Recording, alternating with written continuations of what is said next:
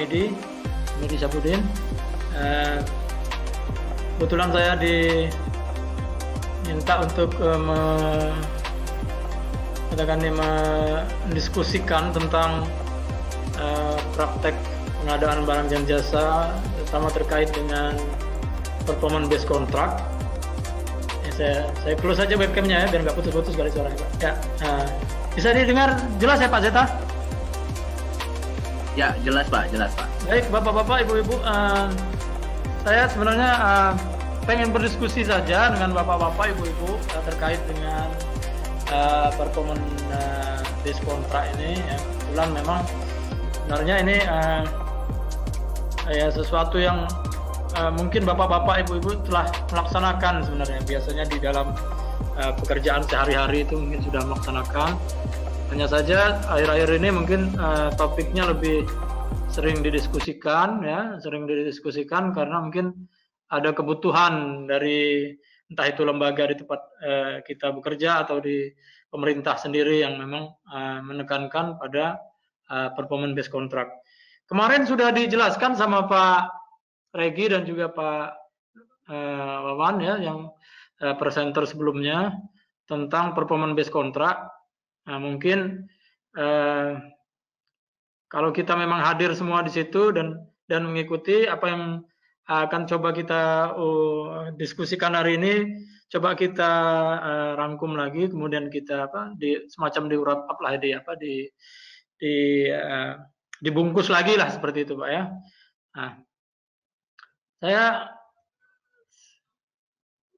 Nah, topik kita hari ini tentang itu saja sebenarnya, bagaimana kita mempraktekkan dari performance based contract ini, terutama untuk public procurement sebenarnya. Ya. Kalau kita lihat definisi yang kemarin sudah dibahas ya sama Pak Regi juga, mungkin atau di Bapak-bapak, Ibu-ibu baca juga di tempat-tempat lain. Pada intinya sebenarnya performance based contract ini adalah lebih ke result oriented ya. Sebenarnya dia lebih ke fokus kepada output sama hasil atau outcome-nya juga ya. Yang terkait dengan tentunya ada quality di situ yang ditentukan sebagai standar. Kemudian ada performance yang memang diharapkan dari pelaku pengadaan ya, terutama penyedia di situ untuk memenuhi target dari kita sebagai sebagai organisasi yang mempunyai kepentingan di situ. Dan kaitannya standar ini nanti tentunya akan ada terhadap insentif atau juga kalaupun ada negatifnya juga, negatif insentif tentu ada dendanya di situ yang memang akan diberlakukan. Ya. Jadi kalau kita lihat ya performance based contract sesuai dengan definisi, tentu kita bisa fokuskan yaitu pertama itu adalah kepada output ya, kepada hasilnya. Kemudian kepada performance di situ ada standar measurable standar yang memang yang akan diukur. Kemudian kaitannya dengan pembayaran. Jadi tiga itu kalau kita link, kalau kita hubungkan jadi pengertian dari performance based contract. Nah, saya lanjutkan lagi. Nah, sesuai dengan deskripsi tadi ya, jadi ada memang hasil yang diharapkan baik itu berupa barang maupun jasa yang dibutuhkan oleh pemilik pekerjaan atau organisasi pengadaan terhadap kontraktor atau penyedia barang dan jasa yang ditunjuk dalam kontrak tersebut. Kemudian dia akan lebih fokus kepada hasil ya, bukan how to do that atau bagaimana mereka melakukan pekerjaannya. Jadi kontraktor diberi kebebasan di situ untuk melakukan pekerjaan ya, diberikan kebebasan untuk melakukan pekerjaan tentu dengan ada juga negatif side-nya bagi kontraktor bahwa mereka juga menanggung risiko yang lebih besar ya, terhadap kontrak tersebut. Kenapa? Karena si organisasi pengadaan dalam hal ini hanya fokus kepada hasil dan memberi atau menghandoverkan atau memberikan tanggung jawab atau responsibility kepada penyedia barang dan jasa dalam hal ini. Nah, kemudian penyedia atau vendor juga itu diharapkan memenuhi standar kinerja yang sudah disepakati di awal, katakan ini oleh organisasi pemilik pekerjaannya terhadap katakan ini apa yang diharuskan disediakan atau dilaksanakan oleh penyedia. Nah, tentu di situ ada konsekuensi. Memang di satu sisi bagi penyedia dia ada potensi untuk menekan biaya atau dia mempersingkat waktu pekerjaan atau dia mempunyai opportunity untuk katakan ini melakukan modifikasi atau memberikan ruang-ruang terhadap improvement atau inisiatif-inisiatif yang memang ada di pihak penyedia. Nah, tapi di sisi lain konsekuensinya apabila hal tersebut tidak tercapai dengan baik, maka tentu di situ ada denda yang akan dikenakan oleh pemilik pekerjaan. Lain pihak juga ada kesempatan juga bagi penyedia ya untuk mendapatkan reward atau insentif apabila mereka bisa memenuhi target yang ditetapkan oleh organisasi pemilik pekerjaan atau organisasi pengadaan barang dan jasa. Nah, dari situ kita sebenarnya sudah paham bahwa pada dasarnya antara kontrak-kontrak yang biasa kita buat, katakan yang orang lain biasa sebut bilang deskriptif kontrak ya. Deskriptif kontrak itu lebih menekankan kepada bagaimana penyedia diharapkan melakukan suatu pekerjaan. Jadi itu akan berbeda sekali dengan katakan performance based kontrak yang kita diskusikan saat ini. Ya.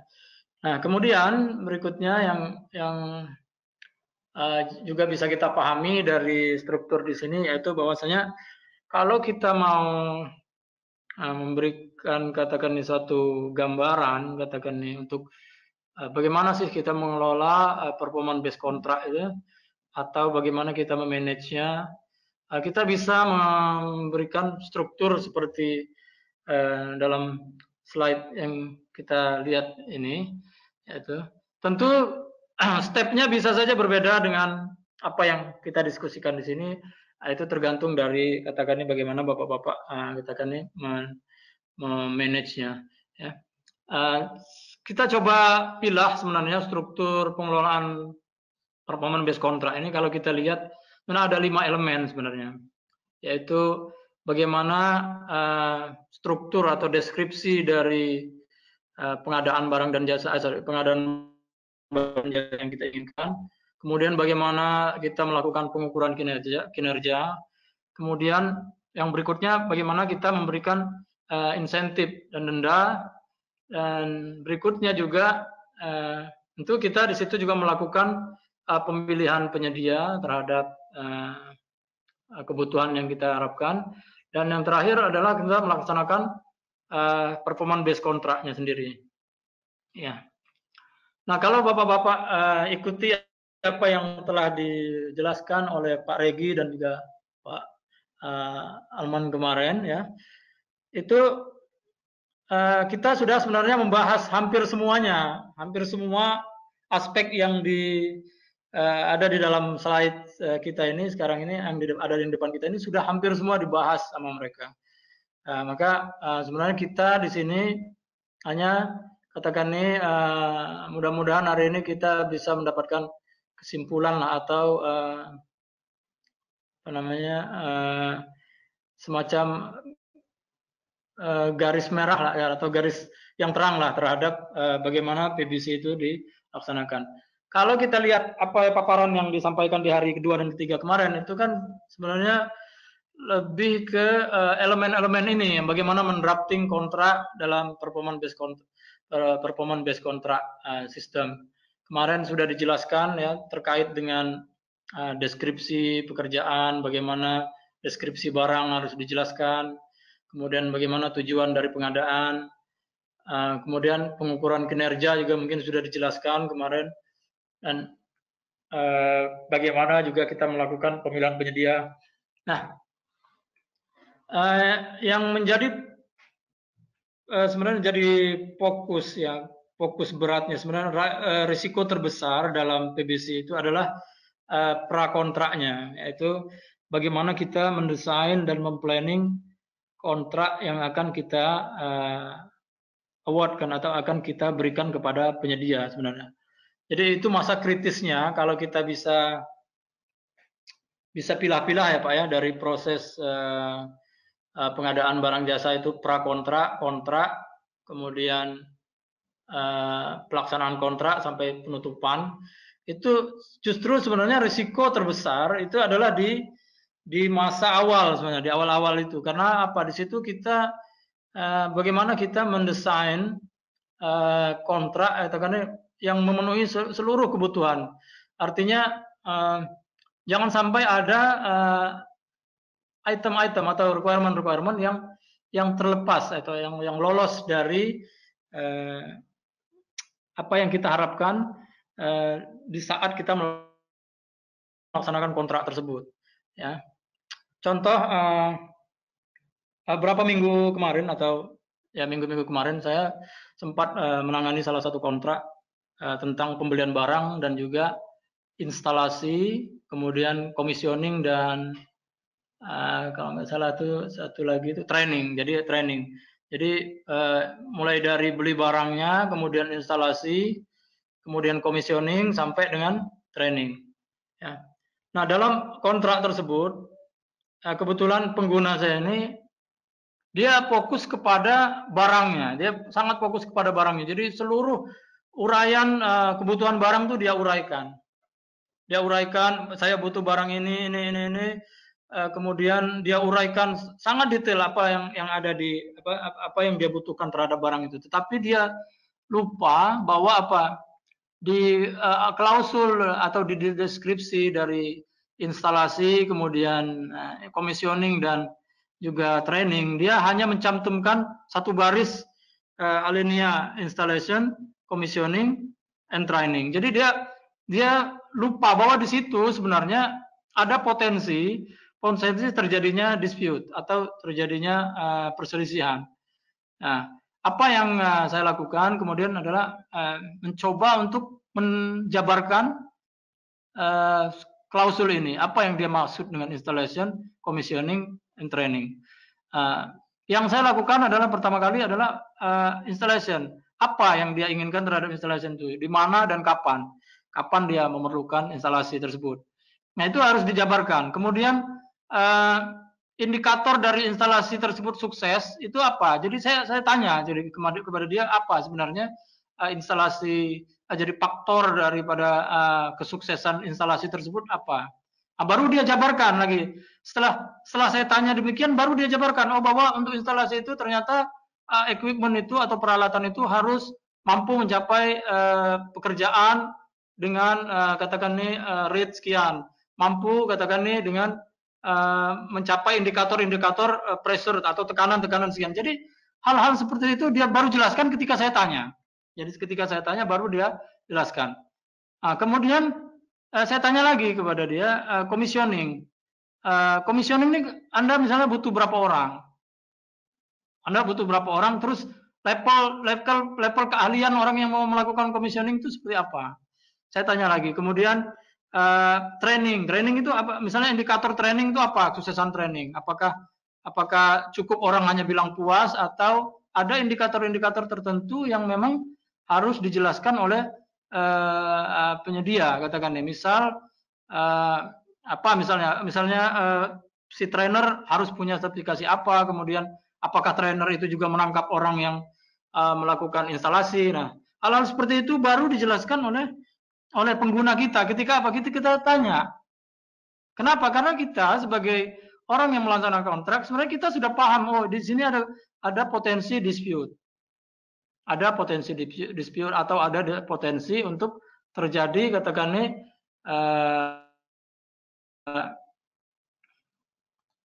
perselisihan.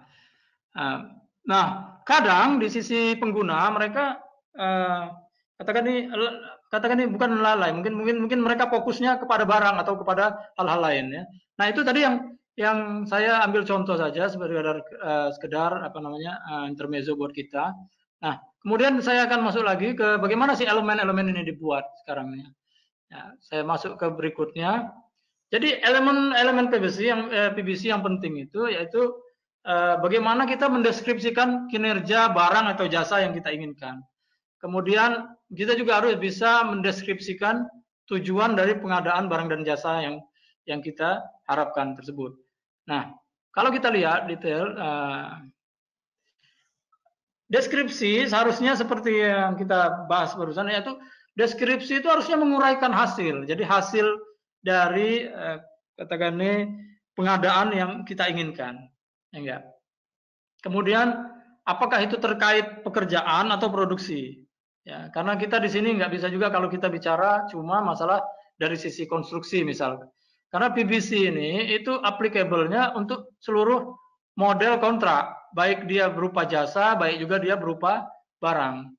Nah, kita fokusnya kadang pengadaan kita hanya barang juga bisa, atau pengadaan kita juga bisa berupa jasa saja, atau PBC ini bisa diaplikasikan untuk barang dan jasa seperti katakan nih kontrak-kontrak engineering, procurement, construction seperti itu ya. Jadi fokusnya adalah kepada hasil, ya enggak? Atau produknya apa yang kita inginkan? Atau kalau dia buka pekerjaannya seperti apa yang diinginkan? Hasilnya nanti bagaimana? Apakah ada indikator-indikator tertentu yang memang kita harapkan? Ya enggak? Kemudian yang kedua, di dalam elemen deskripsi kinerja itu, kita juga harus menjelaskan penilaian kinerjanya itu seperti apa. Nah, balik lagi, sekarang tentu kalau kita bicara penilaian, tentu ada standar di situ. Standar atau indikatornya, apakah indikator tersebut ditetapkan oleh pemilik pekerjaan atau organisasi pengadaannya, atau ada, katakan ini standar dari badan tertentu atau third party standar yang memang menetapkan katakan ini quality atau katakan ini menetapkan indikator-indikator tertentu untuk menyatakan sesuatu itu layak, atau kombinasi keduanya. Jadi atau kombinasi keduanya ya. Nah jadi contoh misalnya gini, kita misalkan mau bangun katakan ini yang katakan ini oke lah, yang kita ambil salah satu contoh misalkan kinerja yang dari internal perusahaan atau internal organisasi ya. Misal kita mau membuat kontrak misalkan untuk jasa kebersihan misalkan, jasa cleaning service misalkan di dalam lingkungan kantor kita misalkan. Kalau katakan nih kita membuat atau mendefinisikan kriteria, mungkin kita hanya perlu katakan nih kriteria yang ada di dalam perusahaan kita sendiri, misalnya kebersihannya seperti apa yang kita inginkan, kemudian berapa kali orang tersebut harus melakukan pembersihan, berapa persen katakan nih derajat ketersediaan dari tempat kita yang kita inginkan, misalkan seperti itu. Nah, tapi kalau kita bicara misalkan standar dari luar, ya misal standar dari luar, misal terkait pembangunan suatu konstruksi misalkan. Ya enggak, entah itu konstruksi bangunan gedung atau katakan bangunan semacam alat transportasi seperti kapal misalkan. Nah, tentu di situ ada kriteria atau standar yang harus dipenuhi oleh pihak-pihak tertentu. Misal kalau kita terkait keselamatan, terkait keselamatan mungkin kita perlu mendapatkan katakan ini standar atau sertifikasi atau adanya ukuran dari Badan Keselamatan misalkan seperti itu. Nah, jadi indikator itu bisa saja didapat dari internal organisasi atau dari eksternal atau kombinasi keduanya. Nah, berikutnya standar-standar itu juga ya nanti kaitannya dengan insentif yang akan diberikan kepada penyedia. Apakah dia akan dibayar atau apakah dia akan ada uangnya dia yang ditahan? Tentu di situ terkait dengan standar yang telah dia penuhi. Nah,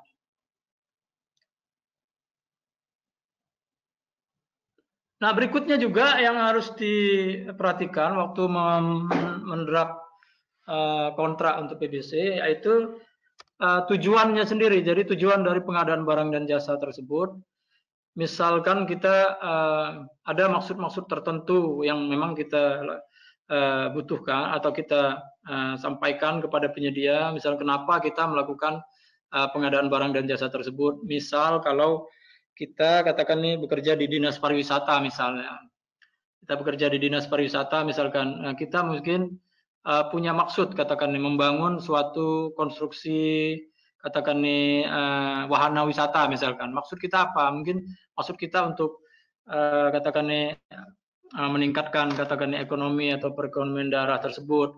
Kemudian ruang lingkup kita di mana misalkan, apakah hanya sekedar membangun saja kemudian tanpa mengoperasikan atau termasuk mengoperasikannya atau termasuk sampai perawatan. Nah, itu harus dijelaskan juga. Kemudian periodenya misalnya kapan sih kita harapkan pembangunan tersebut. Misal kalau kita membangun suatu wahana wisata misalkan,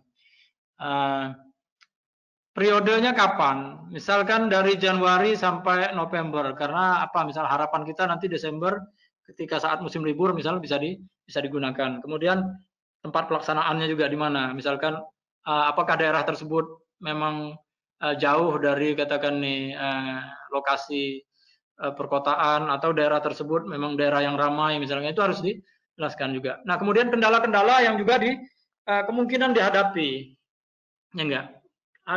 Jadi misalkan kita membangun katakan wahana wisata yang daerah tersebut memang masih di remote area misalkan, tuh di situ ada kendala, mungkin kendala perizinan untuk transportasi atau kendala-kendala lain yang mungkin akan memberikan pengaruh terhadap katakan penyedia dalam saat dia menyelesaikan pekerjaannya.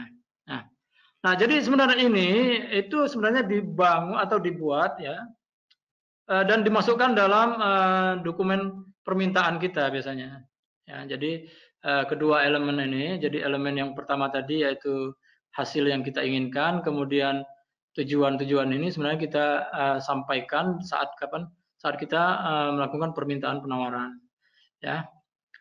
Kemudian, nah ini yang kita juga harus tekankan juga pada saat mengelola PBC, yaitu indikator-indikator tersebut ya, yang harusnya juga terukur ya. Jadi indikator-indikator ketika kita melaksanakan kontrak yang terkait dengan performance based kontrak itu harus diidentifikasi dengan jelas. Misal saja indikator itu apakah terkait dengan kualitas, apakah terkait dengan waktu, atau ke biaya, atau terkait dengan hal-hal lain seperti ketersediaan, kemudian terkait dengan katakan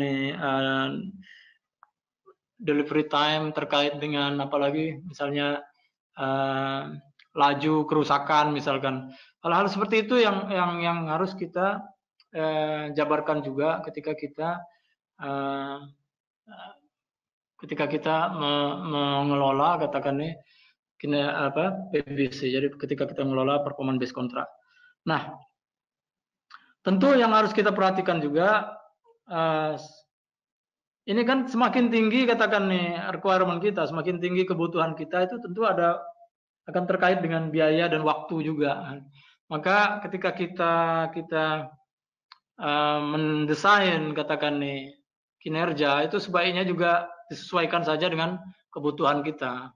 Artinya kalau memang kebutuhan kita hanya katakan hanya sekelas katakan nih keramik yang harga 50.000, ya kita juga tidak sepatutnya juga kita meminta katakan nih kualitas untuk keramik yang harganya 100 atau 150.000 per meter persegi. Jadi kita harus menyesuaikan antara indikator tersebut dengan kemampuan kita juga, antara kemampuan kita membayar katakannya kualitas yang kita harapkan. Nah, juga standar kinerja juga ya. Jadi kita set juga jangan terlalu tinggi juga. Kenapa? Karena katakannya bisa jadi itu akan meningkatkan biaya, padahal kita sebenarnya tidak perlu sekali katakannya untuk mendapatkan katakannya kualitas yang sangat tinggi misalkan. Kemudian juga jangan juga terlalu rendah. Kenapa? Kalau terlalu rendah mungkin akan menyebabkan kinerjanya juga tidak sesuai dengan yang kita harapkan. Nah, jadi balik lagi kepada bagaimana kebutuhan kita. Misal kalau kebutuhan kita adalah melakukan sewa, misalkan kita butuh sewa untuk mobil penumpang misalkan, ya sudah kita sewa saja mobil penumpang. Jadi tidak usah sewa mobil katakan nih yang untuk high class katakan nih yang seperti itu. Nah, jadi itu tadi pengukuran kinerja. Kemudian yang selanjutnya yang akan kita diskusikan adalah contoh-contoh ya, enggak standar kinerja. Bisa saja standar kinerja itu misalnya waktu tanggap atau response time kita, response time penyedia bisa. Kemudian waktu delivery-nya juga bisa, ya. Kemudian kemampuan penyedia memenuhi target atau deadline itu juga bisa kita jadikan sebagai standar kinerja. Kemudian error rate-nya juga katakan kalau dia melakukan suatu pembuatan suatu barang atau dia melakukan servis atau jasa. Jadi kita juga lihat berapa pesan errornya. Kemudian akurasiannya juga ya. Kemudian penyelesaian sesuai dengan schedule yang kita harapkan. Nah, juga ini juga bisa kita jadikan sebagai standar kinerja. Kemudian pengendalian biaya ya, pengendalian biaya juga atau kaitan dengan cost control juga bisa kita jadikan sebagai kinerja ya. Jadi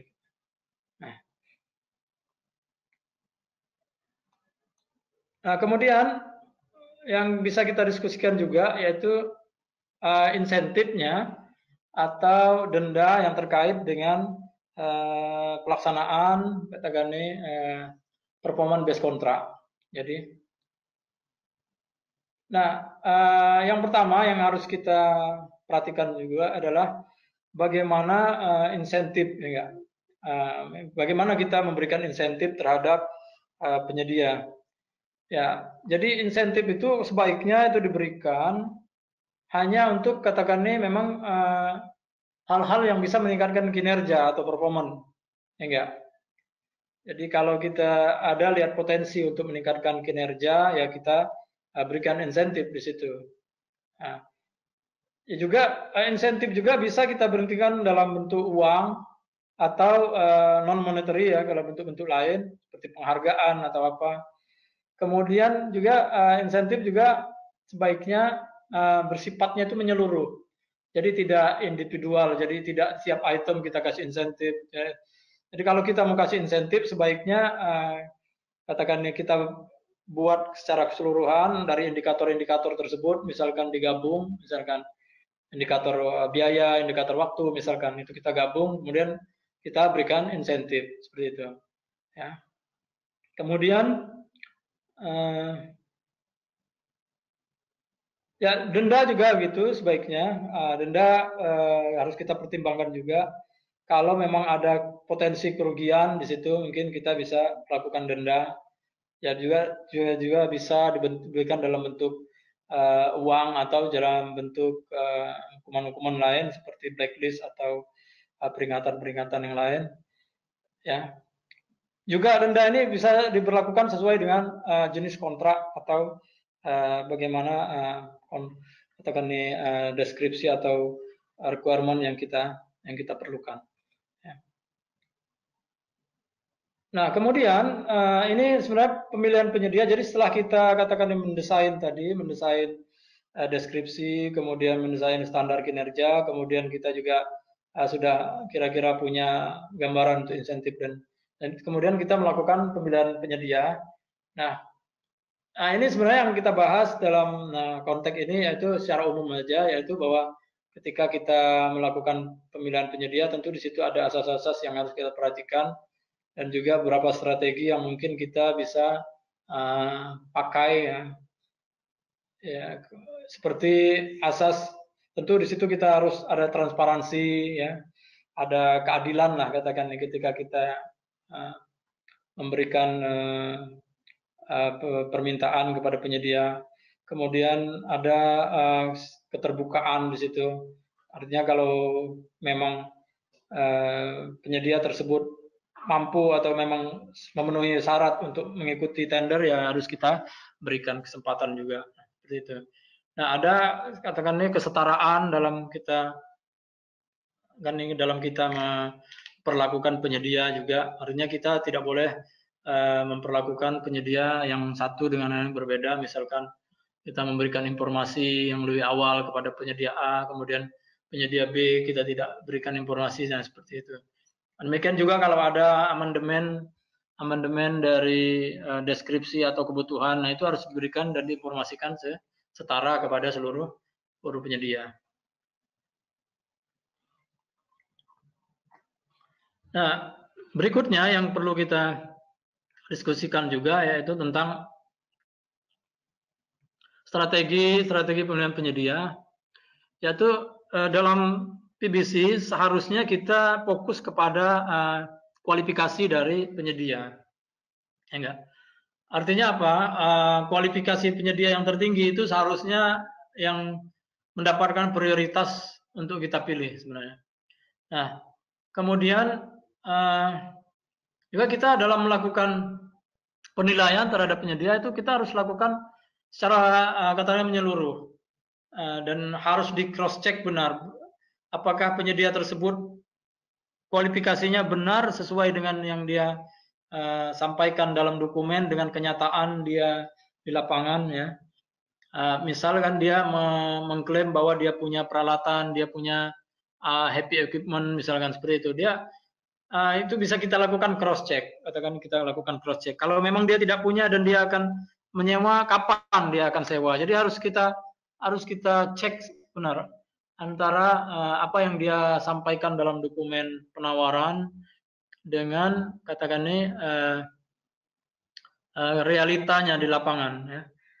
Kemudian bila perlu kita sambangi atau kalau kita perlu kita kunjungin, ya enggak. Dan kemudian kita tanya kemudian kalau kita katakan ini di lingkungan pemerintah mungkin kita bisa minta referensi dari daerah-daerah lain atau organisasi-organisasi lain yang pernah memakai katakan nih penyedia tersebut. Kemudian kalau kita memang sudah yakin terhadap penyedia tersebut, maka bisa kita pakai atau kita gunakan untuk menjadi vendor kita. Nah, kemudian ketika kita juga melakukan pemilihan penyedia, itu kriteria value for money atau best value itu harus kita kedepankan juga, ya enggak? Artinya kita benar-benar membayar sesuai dengan kualitas yang kita inginkan, ya. Tidak ada katakan nih tidak ada hal-hal yang katakan nih yang lebih dari apa yang kita dapatkan, ya enggak. Kemudian kita juga harus melakukan evaluasi secara komprehensif, ya enggak, dalam bentuk dialog, entah itu tatap muka atau ketemu langsung, baik dengan pengguna kita, kemudian dengan penyedia kita, ya enggak. Ini harus benar-benar kita lakukan katakan ini dalam suatu kegiatan yang terencana sifatnya. Karena kita harus tahu siapa yang katakan ini yang bertanggung jawab terhadap apa. Nah, kemudian juga kita harus pertimbangkan juga kalau ada pengalaman dari penyedia, misalnya dia pernah melakukan pekerjaan yang sama atau katakan juga ada katakan nih indikator-indikator lain yang memang bisa kita jadikan sebagai rujukan, ya enggak? Nah, ini yang bisa kita pakai katakan ini sebagai strategi waktu kita pemilihan penyedia. Kemudian kalau ada strategi-strategi lain mungkin yang bapak-bapak, ibu-ibu juga punya ya bisa dikatakan ini dipakai, ya enggak? Kemudian yang harus kita, nah ini yang salah satu concern ketika kita melaksanakan PBC itu adalah pengelolaan kinerjanya, ya enggak? Jadi pengelolaan kinerja dari penyedia. Ya, kemarin sempat kalau nggak salah saya lihat disampaikan juga itu bagaimana kita melakukan pengawasan terhadap penyedia. Kapan katakan apakah sifatnya random, apakah sifatnya itu continuously ataukah sifatnya itu hanya di akhir pekerjaan. Nah, jadi itu harus kita tetapkan di masa-masa awal tadi. Nah, yang menjadi concern kita sekarang yaitu bagaimana kita melakukan pengawasan atau pelaksanaan dari PBC, jadi pengadaan barang jasa melalui PBC. Nah, ada 3 pokok atau 3 aspek yang bisa didiskusikan di sini, yaitu yang pertama adalah peranan kita sebagai katakan nih pelaku pengadaan, sebagai katakan nih organisasi pengadaan barang dan jasanya, di mana kita harus benar-benar fokus kepada quality assurance-nya atau penjaminan kualitasnya. Nah, kemudian juga kita harus juga melihat peranan penyedia ketika melakukan uji kualitas atau dan juga katakan nih pengawasan kualitas atau quality control. Dan yang tidak kalah penting itu memang kita mengapresiasikan pelaksanaan dari performance kontrak.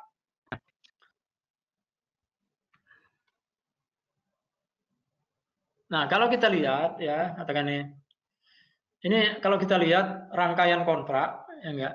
Ini saya kebetulan ambil salah satu kontrak saja, misalkan untuk kontrak, nah ini kontrak konstruksi katakan ya enggak, misalkan atau kontrak pekerjaan EPC lah, misalnya seperti ini. Ya, kalau kita katakan kontrak barang juga mungkin mirip-mirip seperti ini, tapi kita mungkin nggak sampai ada masa pemeliharaan atau masa perbaikan atau ya. Jadi ini kita ambil aja salah satu contoh, ya enggak. Misalkan ini pengelolaan pelaksanaan PBC, ya. Dimulai dengan pengumuman tender tadi, misalkan ya enggak. Kemudian ada masa tender, kemudian ada masa penyampaian penawaran, kemudian ada masa negosiasi, kemudian ada saat di mana kita memberikan letter of intent kita atau maksud kita atau tujuan kita kepada penyedia. Kemudian kita lakukan tanda tangan kontrak, ya. Nah, mulai kemudian masa administrasi pelaksanaan kontrak itu dimulai setelah tanda tangan kontrak sampai dengan selesai. Sedangkan kalau ini bersifat proyek, maka proyeknya akan dimulai ketika kapan? Ketika kontrak telah ditandatangani. Ya enggak? Ketika kalau ini seandainya ini memang katakan kontraknya adalah tentang suatu proyek, maka pengelolaan proyeknya dimulai ketika kontrak telah ditandatangani antara kedua belah pihak. Ya enggak? Nah, kemudian di situ ada masa-masa penyelesaian pekerjaan, ya enggak? Dan kemudian ada masa delay, kemudian ada masa pemeliharaan, kemudian ada masa perbaikan sampai dengan final acceptance. Nah, yang menjadi fokus kita yaitu bagaimana kita melaksanakan PBC tadi, ya enggak, dengan indikator-indikator yang telah kita diskusikan sebelumnya, ya enggak. Anggap saja kita mempunyai performance based kontrak, ya enggak, untuk suatu proyek misalkan, ya enggak. Nah, tentu kriterianya apa sih yang kita ingin kita ajukan katakan kepada penyedia? Misal kriteria yang pertama misalkan adalah compliant atau pemenuhan terhadap seluruh scope misalkan, terhadap seluruh ruang lingkup. Nah, ini sebagai indikator pertama. Misalnya, kemudian indikator yang kedua, misalkan selesai dengan target waktu, katakan berapa bulan. Misalkan proyeknya 8 bulan, ataukah lebih dari itu, misalnya 10 bulan. Nah, itu harus kita nyatakan juga di situ. Dan itu yang akan kita awasi selama pelaksanaan kontraknya. Kemudian biaya, misalkan. Pokoknya proyek ini misalkan harus selesai dengan ruang lingkup yang telah kita sepakati, waktu yang sepakati, dengan biaya misalkan anggap saja 1 miliar misalkan. Nah, ini yang menjadi indikator kita ketika kita melakukan pelaksanaan dan juga pengawasan atau monitoring dan controlling dari kontrak PBC-nya. Kalau katakan nih kita kontrak biasa, kalau kita kontrak biasa, bukan kontrak PBC, atau artinya yang deskriptif kontrak, fokus kita adalah bagaimana pekerjaan-pekerjaan tersebut dilaksanakan sesuai dengan deskripsi yang telah kita ajukan. Ya enggak? Tapi kalau kita bicara masalah PBC, kita tidak akan fokus kepada bagaimana penyedia melakukan pekerjaan-pekerjaan tersebut. Yang kita fokuskan adalah indikator-indikator keberhasilannya. Ya enggak? Jadi indikator-indikator keberhasilan tadi yang menjadi fokus kita. Nah, misalnya kan saya sudah sebutkan tadi, misalnya indikatornya adalah terpenuhinya seluruh ruang lingkup, katakan ya. Yang kedua, pekerjaannya selesai selama 10 bulan misalkan. Yang ketiga, biaya targetnya sekian misalnya. Nah, ini yang akan kita laksanakan. Ya enggak? Akan kita awasi dan kita laksanakan. Nah, ada perbedaan antara deskriptif kontrak atau preskriptif kontrak tadi dengan PBC. Misalkan, kalau pada PBC, kita sebagai pihak pengguna, bisa saja kita fokusnya kepada masa-masa acceptance certificate di sini, di bagian ini. Katakan. Kita hanya fokus di sini, katakan ya enggak.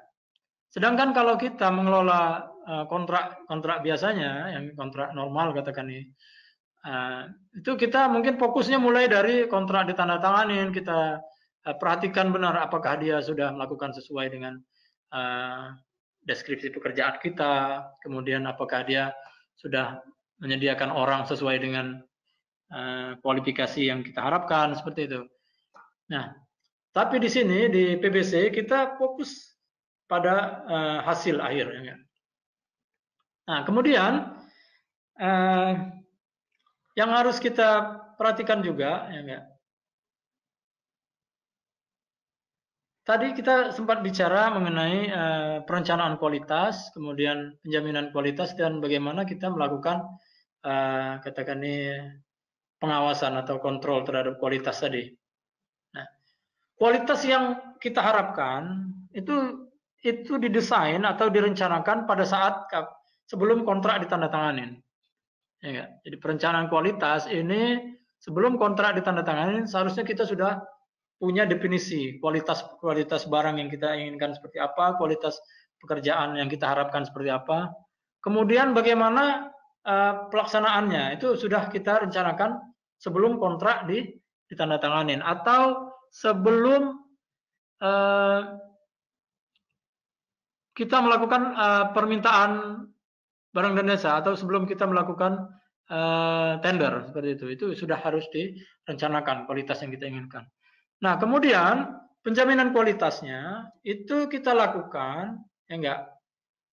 Ya, kita lakukan dengan melihat apakah seluruh rangkaian-rangkaian pekerjaan tadi sesuai dengan kriteria yang kita inginkan. Bisa mulai dari sign kontrak sini sampai dengan akhir sini.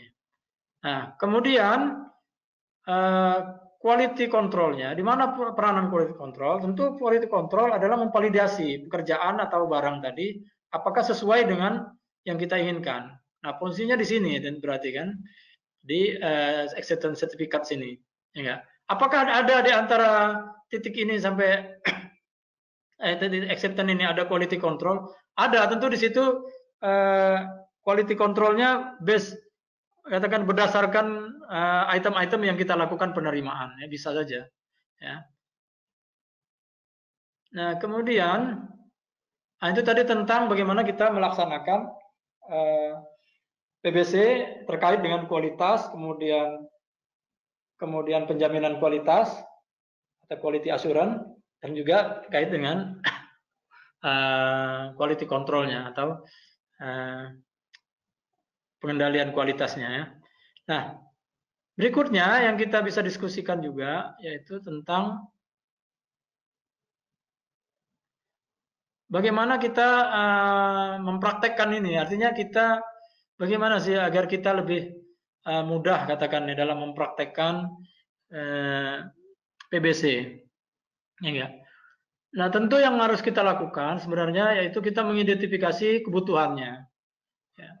Mengidentifikasi kebutuhan yang mudah mungkin ya kita bikin katakan ini diagram pohon seperti ini atau kita bikin WBS di mana di situ kita uraikan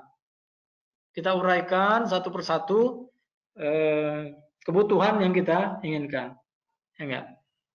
Misal kalau kita terkait ini saya ambil aja contoh misalnya ya enggak mungkin kita enggak semuanya di sini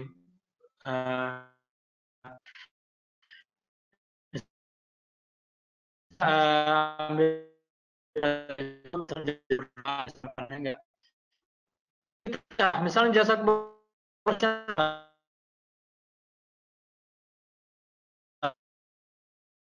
gimana kemudian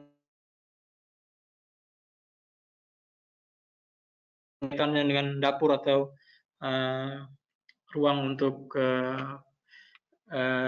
katakan office boy. Nah, kemudian dari lantai tersebut juga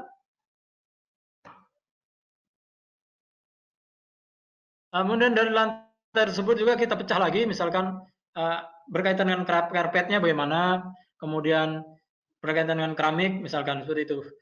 Kemudian yang berkaitan dengan kamar mandi apa, misalkan, gitu kita pecah-pecah lagi. Kemudian ruang kerja juga demikian, apa saja yang terkait dengan ruang kerja. Kemudian ruang meeting juga demikian. Kita pecah-pecah lagi. Nah, dari sini ya, dari sini sebenarnya ini sudah mulai masuk ke ranah ilmu manajemen proyek sebenarnya. Ini kalau kita bicara masalah pelaksanaan kontrak itu, bagaimana kita membuat katakan ini struktur pekerjaan, struktur katakan ini pekerjaan-pekerjaan yang kita pecah-pecah, kita dekomposisi ya. Nah dari sini kemudian nanti kita harus mengidentifikasi, ya enggak, apa saja sebenarnya kebutuhannya, ya. Jadi kita bikin standar kebutuhannya itu apa, misalkan kinerjanya yang kita harapkan itu apa, terus tingkat penerimaannya bagaimana, level acceptance quality levelnya seperti apa. Kemudian metode kita bagaimana, metode kita melakukan pengawasannya. Kemudian insentif apa yang akan kita berikan, kemudian hal-hal yang terkait dengan katakan ini kebutuhan tersebut. Ya. Nah, kemudian yang bisa kita jabarkan juga yaitu misalkan contoh misalnya kebutuhan kinerja tadi. Misalnya kebersihan, ya enggak?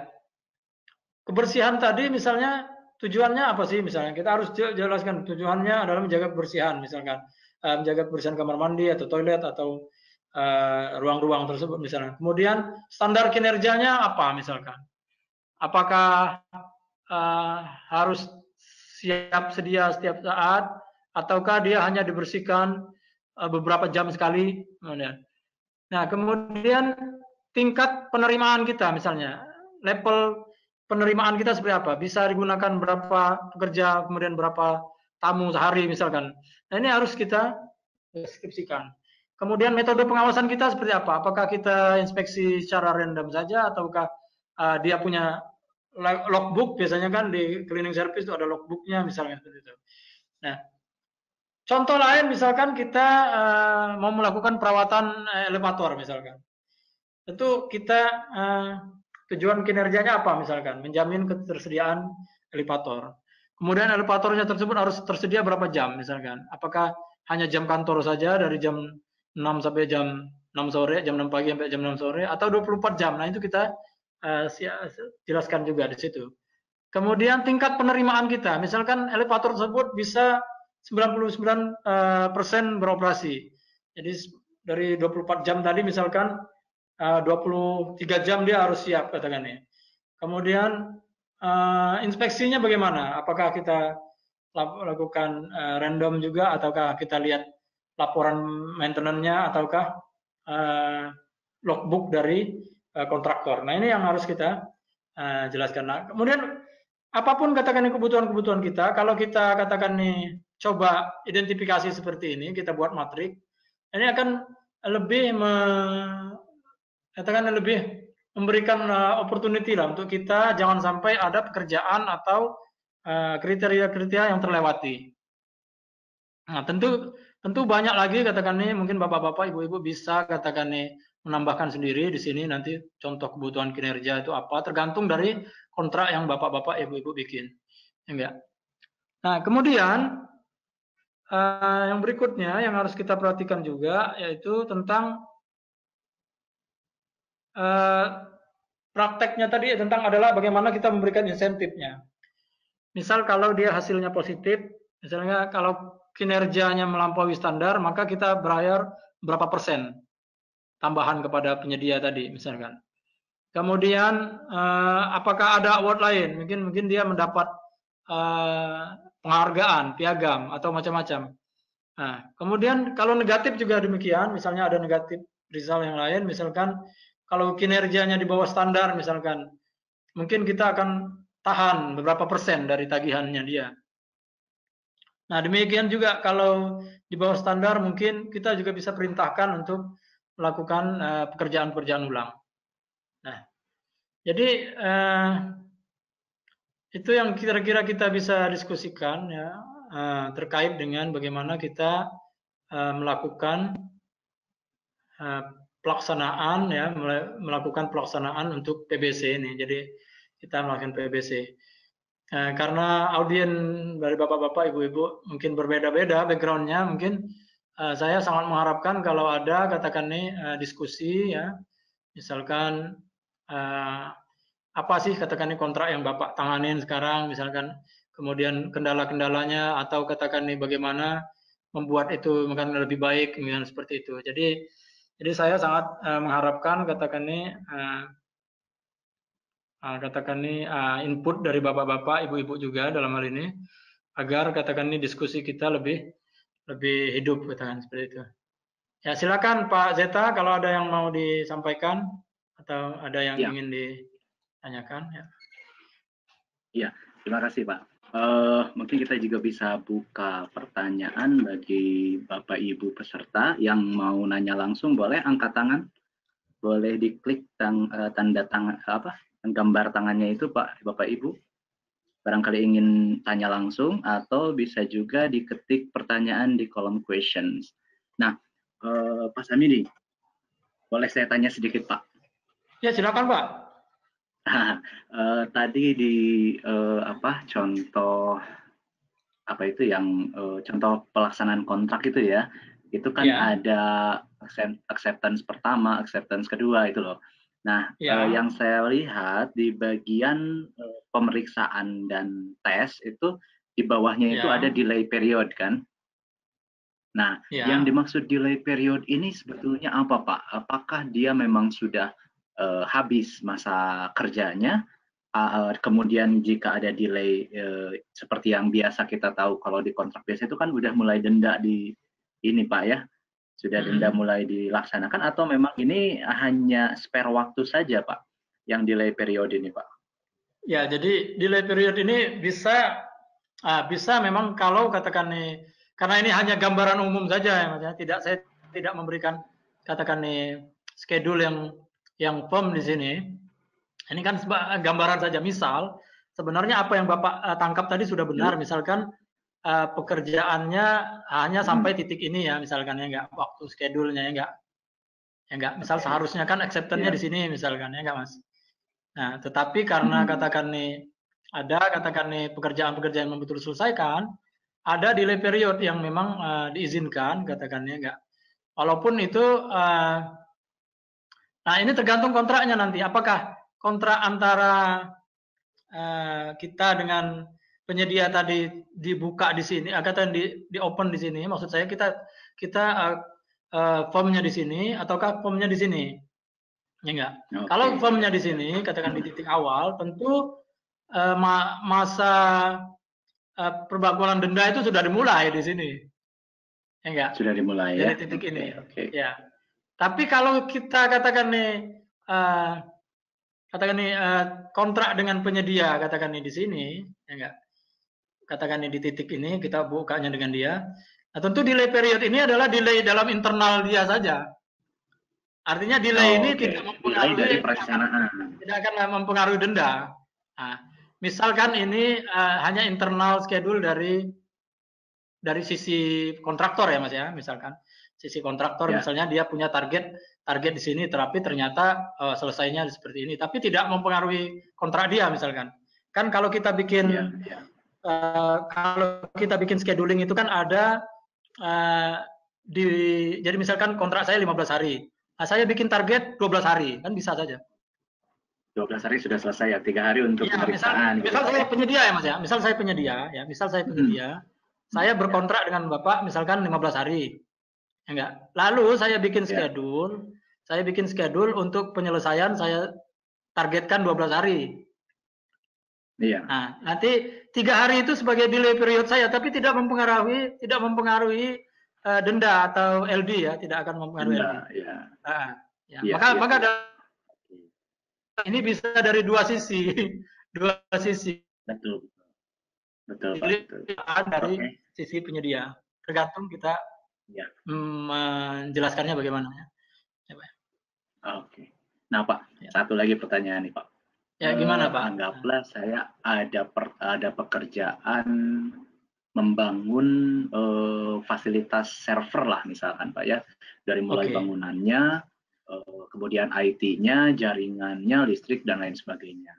Nah, seperti kita tahu masalah IT ini agak sulit sebetulnya untuk memberikan spesifikasi yang pasti, kecuali kalau kita misalkan barangnya beli sendiri melalui e-purchasing misalkan. Itu kan kalau kita kasih spek oke lah untuk servernya bisa detail, tapi untuk PC usernya misalkan bingung juga untuk menentukan spesifikasi agar kita tidak dapat barang yang ya bisa dibilang merek lokal misalkan kan speknya sebetulnya sama saja dari sisi spek gitu kan, cuma karena mereknya bukan merek yang sudah terpercaya gitulah, akhirnya kualitasnya pun tidak lama gitu. Oke, dipakai 2 tahun dia fine saja, tapi tahun ketiga sudah rusak dan garansi pun sudah habis gitu. Nah, untuk menghindari hal itu Pak, apakah dalam PBC ini kita ada beberapa item yang sudah kita tentukan, misalkan untuk barangnya saya pengen merek dan tipe ini, seperti misalkan dalam konstruksi sekarang gitu Pak, atau apa boleh seperti itu Pak? Boleh. Jadi gini ya, kalau kita bicara seperti dengan penjelasan Mas tadi ya, kan indikator itu boleh saja performance itu kan boleh kinerjanya berupa katakan nih durasi, ya enggak? Bisa juga performance itu berdasarkan preferensi kita terhadap kualitas tertentu, ya enggak? Ya misal Mas sudah percaya katakan ini merek ABC terhadap komputer itu, dan kita ini sebenarnya kita sudah melakukan katakan evaluasi atau kita melakukan market research, ya enggak? Maka dalam PBC itu juga yang harus diperhatikan itu adalah inputnya juga. Jadi inputnya juga harus diperhatikan waktu kita mendesain PBC tadi. Inputnya itu boleh kita minta. Artinya kita mensyaratkan sesuatu terhadap input tersebut boleh, ya enggak? Hanya saja how to do-nya mungkin kita kasih kelonggaran kepada penyedia. Tapi inputnya boleh, Mas minta katakan input, saya minta inputnya agar katakan ini bisa durasinya 3 tahun waranti Mas bisa tetap bagus, katakan ini saya minta inputnya seperti ini, katakan minta inputnya PC-nya bermerek A misalkan dengan performance sekian, boleh. Jadi karena kita sudah melakukan, tentu di situ ada alasan kan, riset kan. Betul Pak. Maka salah satunya juga aspek dalam PBC itu sebenarnya mungkin ada di pembahasan orang-orang lain juga membahas itu tentang market research itu. Ada salah satu item di luar 5 yang saya jelaskan ini tadi, ada luar 5 struktur yang saya jelaskan itu ada satu item lagi sebenarnya orang sering diskusikan juga, yaitu bagaimana melakukan market research. Kan kita bicara performance ya Mas ya, kita bicara performance. Berarti kita anggap aja jelas, saya nggak mau menyebutkan merek mobil lah, misalkan mobil. Dari sekian mobil yang beredar di Indonesia kan kita sudah ada katakan nih indikator performance, ya enggak? Betul. Durability mobil itu katakan kita sudah bisa. Nah, hanya saja misalkan kita misal saya sewa mobil, saya misalkan dalam 7 hari misalkan. Saya sebenarnya sudah tahu mobil-mobil ABC itu durability yang tinggi katakan nih. Maka saya boleh meminta input. Saya minta inputnya katakan nih mobil yang kita inginkan itu adalah ABCD boleh. Kenapa? Tadi kita inginkan. Ya. Jadi boleh Mas. Jadi kita boleh meminta input barangnya tertentu. Ya, kita boleh minta buat input tertentu dan juga tenaga kerja juga boleh. Tenaga kerja juga boleh kita minta input tertentu. Hanya saja mungkin ya bagaimana dia melakukan pekerjaannya nanti apa segala macam itu udah di luar katakan nih di luar konsentrasi kita. Ya enggak, itu biarkan saja kepada dia. Ya gitu. Biar mereka yang ini ya. Oke. Ya. Oke, terima kasih Pak. Iya, biar mereka yang melaksanakan bagaimana ya. Bapak Ibu, silakan, mungkin barangkali ada yang ingin didiskusikan secara langsung. Sementara sih belum ada nih Pak. Question juga masih belum ada. Oh ini, Pak Ketut Adiarse, Beli Ketut, silahkan.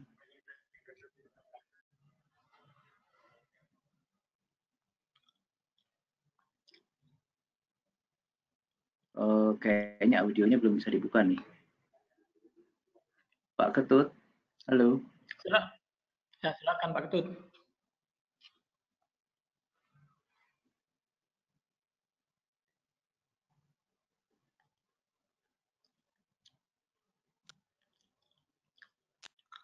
Oh iya, ini ada. Halo, Pak Ketut. Selamat siang Pak Ketut Adiarse.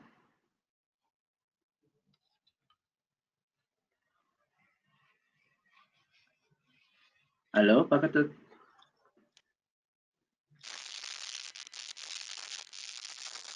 Sepertinya ada gangguan. Pak Ketutnya sudah mulai coba bicara tapi suaranya nggak kedengaran.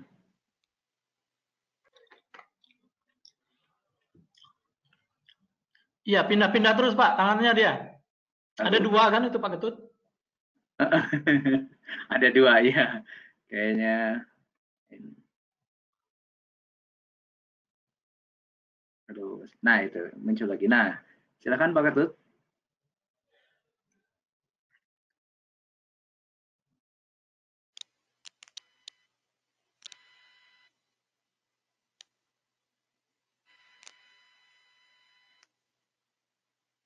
Suaranya nggak keluar ya. Barangkali bisa di chat dulu di question Pak Ketut, karena suaranya nggak kedengeran. Halo Pak. Nah, halo Pak. Nah sekarang ada Pak Ketut, silakan Pak Ketut langsung. Terima kasih Pak. Silakan Pak Ketut. Ini langsung saja. Ini berkaitan dengan best practice kontrak PBC ini. Kami mohon konfirmasi berkaitan dengan terutama kontrak cleaning service kita di daerah ini. Di banyak kendala ini. Mungkin tadi menarik sekali kalau bisa dipraktekkan terutama di cleaning service-nya. Nah, terkait dengan ini kira-kira benchmark-nya yang sudah bisa pernah melaksanakan di mana ini Pak? Kita lihat seperti di bandara ini kan bagus sekali itu. Tapi kadang di Betul Pak Ketut. Betul. Pemerintah. Halo. Ya, best practice PBC ini apakah seperti kontrak cleaning service kita lihat di bandara kan bagus sekali, rapi sekali itu Pak. Ya. Mungkin best practice diberi contoh Pak. Makasih Pak. Baik Pak Ketut, kalau kita mau bicara masalah cleaning service ya, memang yang Bapak betul, yang bagus itu memang ya salah satunya aja ya, mungkin di bandara, kemudian di kereta api Pak, bagus juga itu kereta api kalau Bapak lihat ya. Kemudian kalau di kantor-kantor juga, kalau di kantor-kantor yang saya lihat di luar negeri juga itu bagus-bagus juga Pak. Jadi, nah bagaimana praktisnya? Kalau menurut saya itu ada memang lembaga-lembaga tertentu Pak yang memang bisnisnya concern ke masalah cleaning service, ya. Seperti kalau Bapak lihat SOS itu bagus juga, itu bagus Pak. Nah, sekarang pertanyaannya standarnya bagaimana? Ya, standarnya bagaimana kebersihannya? Kalau Bapak tidak punya, katakan nih, Bapak tidak punya indikator tertentu, Bapak bisa pakai aja mengajukan, katakan Bapak pengen kopi yang mana, misalnya kopi dari bandara tadi, misalkan, atau kopi dari kereta api, misalkan. Atau Bapak punya standar sendiri, ya silakan. Ya. Tapi kalau kita masalah best practice-nya di lingkungan departemen pemerintahan, saya kebetulan belum pernah bikin kontraknya di pemerintahan. Jadi saya mohon maaf tidak tahu kalau di pemerintahan di mana ya. Kalau di pemerintahan. Cuman kalau yang saya lihat di bandara betul bagus, di kereta api itu bagus betul. Yang kemudian di luar negeri juga beberapa itu saya lihat juga bagus ya. Dan kalau Bapak mau mungkin lebih preferensi bagaimana standar-standarnya, standar kebersihannya apa, mungkin Bapak bisa konsul langsung ke ya salah satunya Pak ya. Saya bukan merekomendasikan, ini saya nggak ada kaitan dengan merek, cuman saya lihat itu kayak SOS itu bagus itu. SOS cleaning service itu bagus itu Pak kayaknya.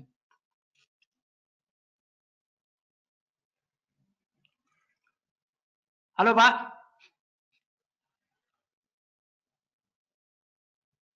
Terima kasih Pak.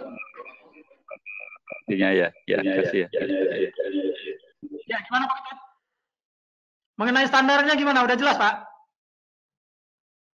Ya standarnya ini mungkin yang kita perlu perdalam, kita terutama di pemerintah ini yang biasa kita lakukan kan. Memang Pak belum ada. Maksud saya itu kan yang bikin internal, karena memang bukan core bisnis kita Pak. Maksud saya bukan gini, itu kan bukan core bisnis pemerintahan, bukan core bisnis katakan nih lembaga-lembaga pemerintah, itu kita bukan fokusnya ke sana kan, kita kan fokus ke pelayanan. Jadi wajar kalau kita tidak punya, kita memang tidak punya standar kebersihan seperti apa. Nah, tapi kalau Bapak mau diskusi, saya yang lihat saya lihat bagus tuh kayak di kereta api sama di bandara itu bagus Pak. Kalau Bapak mau ambil katakan referensi indikator kebersihan mereka seperti apa, Bapak bisa diskusi dengan mereka, atau Bapak diskusi dengan salah satu penyedia kebersihan itu kayak Cleanco, atau nggak tahu Cleanco ada nggak di Indonesia. Kalau SOS itu saya lihat ada di Indonesia Pak. Oke, baik. Makasih Pak. Ya, halo Pak. Ya, oke. Pak Ketut gimana? Sudah oke? Sudah cukup jelas? Oke, Pak, saya juga ini ada ini nih, ada sedikit pertanyaan Pak mengenai cleaning service. Ya. Terutama mungkin untuk yang di pemerintahan tadi, karena memang kayaknya memang contohnya agak sulit ya Pak ya. Kadang saya kalau memikirkan ingin ada PBC mengenai cleaning service, kemudian perkantorannya sendiri kondisinya sudah lama, istilahnya catnya sudah kusam gitu ya, tembok-tembok terus kamar mandi juga sudah tidak seperti baik. Nah, apakah akan lebih baik ketika itu direnovasi dulu, atau kita paksakan saja dengan kondisi yang ada tingkat kebersihannya gitu Pak? Ya, paham Pak. Jadi memang kalau kita mau bicara masalah standar internasional, ya, memang ada kayak cleaning itu, misalnya kayak di Bapak kalau buka websitenya ISSA Pak, namanya ISA Pak, ISA, itu ada, itu Bapak bisa ngelihat di situ ada standar sebenarnya itu. Jadi kayak cleaning management supervisornya seperti apa, kemudian yang melakukannya itu bagaimana, kan seperti itu ya. Kemudian ada trainingnya juga, kemudian ada clean standarnya juga ada sebenarnya Pak. Kalau mau Bapak coba lihat di di situ. ISSA itu ya. Oke. Ya, coba Bapak download standarnya itu ada itu kayaknya. Ya, ISSA Pak ya, ISSA. Jadi sebenarnya itu kan secara internasional, dan itu juga belum tentu kayak Bapak bilang tadi itu, belum tentu standarnya kita bisa aplikasikan. Kalau katakan ini memang ruang kita yang sudah lama, katakan nih toilet kita yang sudah lama, kemudian fasilitas kita sudah lama, katakannya enggak. Nah, iya, baiknya kalau kita mau, kita juga nggak fair juga menerapkan katakan ini standar yang katakan internasional standar, sementara kita sendiri ruangannya mungkin nggak memenuhi internasional standar, katakannya kan. Iya. Mau dibersihin kayak gimana juga ya begitu aja sih. Iya. Jadi mungkin ya Bapak bagusnya mungkin ya kayak apa, sebaiknya Bapak repair dulu lah, katakan nih, repair dulu ya enggak. Kemudian Bapak lakukan standarisasi sesuai dengan kayak ISSA tadi, ISSA Clean Standard itu yang K12 misalkan. Ya enggak. Jadi Bapak coba ini. Jadi ada frameworknya juga di situ sebenarnya, bagaimana kita melakukan cleaning, katakannya enggak, apa yang harus diukur, apa yang harus dimonitor, kan ada ukurannya kan. Nah, jadi tapi balik lagi ke situ. Kalau menurut saya, Pak, ya ini saran saya saja. Kalau kita mau memang kita mau concern ke situ, Bapak bikin sendiri mungkin ya metriknya, ya enggak. Standar-standarnya Bapak bikin sendiri. Atau kalau enggak, Bapak coba discuss kayak saya bilang tadi, discuss ke ya salah satunya misalnya cleaning service provider yang terkenal yang internasional kan, ya di Indonesia kan banyak Pak. Ya enggak. Jadi sebelum kita mengajukan cleaning service yang kalau misalnya itu. Ya, nah lalu di situ bisa kita bicarakan lah, katakan nih. Nah, kita akan bicarakan standar apa yang kita pakai, ya enggak ya. Misalnya jadi dan di sini Bapak baru dari sini kalau menurut saya Bapak bikin standar sendiri. Ya, istilahnya minta konsul dah dengan mereka, katakan nih standar cleaning service itu seperti apa, ya enggak? Ya enggak. Kemudian jadi Bapak yang di drive sama mereka nih kalau ini. Ya enggak? Ya. Iya. Coba Bapak lihat Bapak coba konsul lah dengan ya salah satu aja, kalau nggak mau SOS mungkin ya. Apa yang di Indonesia yang Bapak pakai sekarang, Pak? Ya, apa yang Bapak pakai sekarang? Kalau bisa tuh, ya yang kayak selain SOS itu apa sih yang internasional itu? Karena kalau saya lihat ya, standar kebersihan ya antara kayak di Timur Tengah dengan di Eropa itu standar kebersihannya sama, Pak. Saya lihat itu bersih gitu, bersihnya tuh benar-benar apa ya, toilet segala macam itu. Coba kalau kita masuk mall di Timur Tengah sama di katakan ini sama di Eropa gitu, atau di Inggris katakan ini enggak, itu kalau saya lihat bersihnya sama, kering segala macamnya itu. Nah, mungkin hal seperti itu yang harus kita pelajari dari mereka gitu loh. Minta standarnya dari mereka, ya enggak? Jadi, ya, cuma kadang contohnya kayak ini mungkin Bapak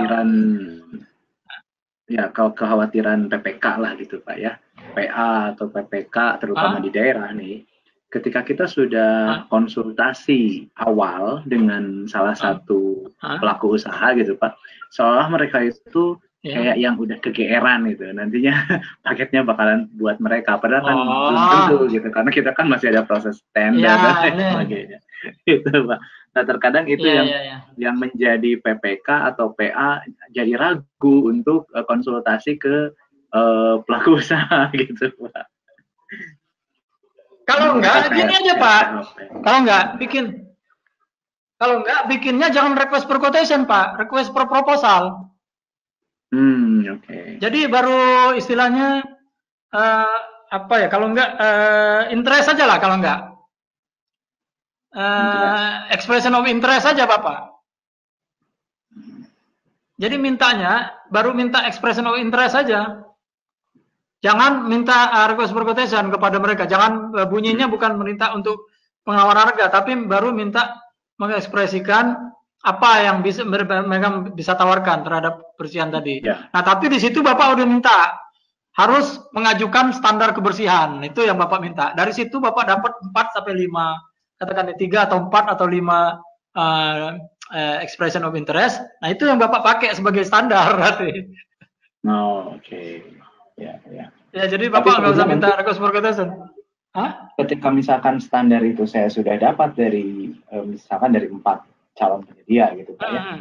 Apakah itu otomatis pemenangnya itu dialah yang akan menjalankan cleaning service-nya nanti, atau cleaning service-nya saya tender terpisah? Itu hanya terpisah. Oke. Jadi itu hanya untuk mendapatkan standarnya saja gitu. Mendapatkan standar tadi kan, Bapak kan nggak punya standar kebersihan ceritanya. Kan kita nggak punya standar kebersihan karena memang bukan core bisnis kita Pak, bukan core kegiatan kita kan. Kayak kita di pemerintahan kan kita memberikan pelayanan, bukan untuk melakukan kebersihan segala macam. Jadi wajar kalau kita nggak punya standar itu, wajar saja. Memang. Nah, jadi menurut saya sah-sah saja Bapak minta expression of interest saja kepada 3 atau 4 penyedia ya. Bagaimana sih mereka mengajukan standar kebersihan. Nah, lalu di situ Bapak, ini yang Bapak nanti jadikan sebagai dasar untuk membuat ini nanti, membuat elemen ini Pak. Nah, ini tadi. Nah, di sini nanti Bapak elemen-elemen PBC itu yang Bapak masukkan. Ya enggak? Oke. Nah, jadi nanti masuk ke sini. Jadi hasil dari PBC expression of interest Bapak tadi itu masuk ke poin 2 ini nanti. Kinerjanya Bapak ambil dari situ. Iya. Ya, Pak ya.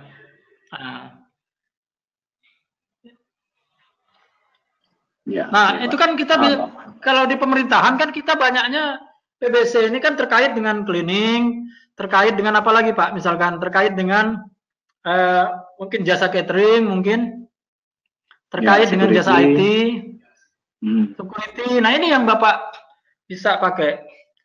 Katakan nih, masukkan kalian standar PBC-nya seperti apa?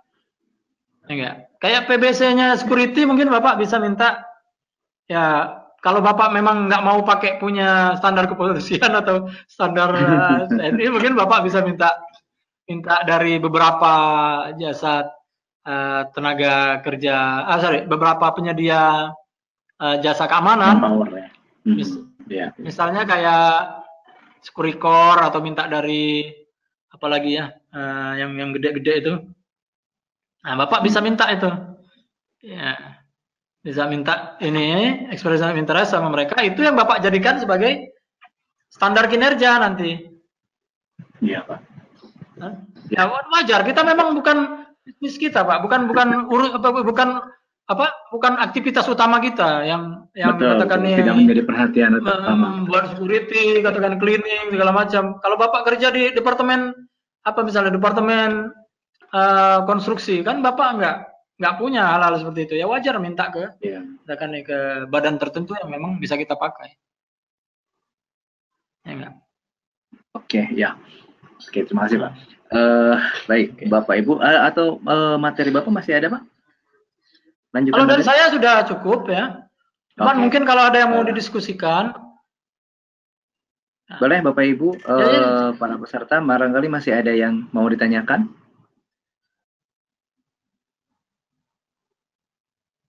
Pak Rustandi, silakan. Bu Reni, barangkali.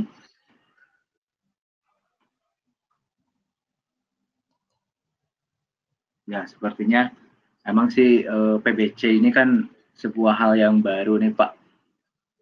Kayaknya masih harus dibayangin lagi kira-kira nanti bagaimana gitu. Cuma kemarin saya memang sempat bahas itu yang bersama teman-teman tuh mengenai cleaning service itu Pak.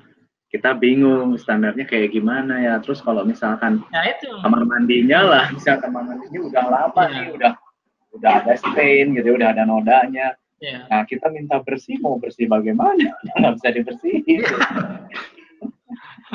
Jadi gini aja, sekarang saya kalau nggak ada yang tanya, coba saya tanya nih. Kalau coba nih, saya mau tanya terkait barang nih, misal kalau barang yang Bapak jadikan indikator itu apa? Misalnya kalau Bapak mengadakan penyediaan barang nih, penyediaan barang.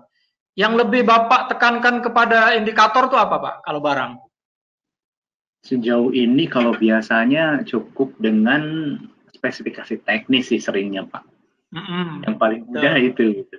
Terkadang ya cuma mentoknya kayak tadi, ketika mau beli laptop bingung. Kita pengen merek apa, datang merek apa. Karena kita hanya fokus di spesifikasi teknis gitu Pak.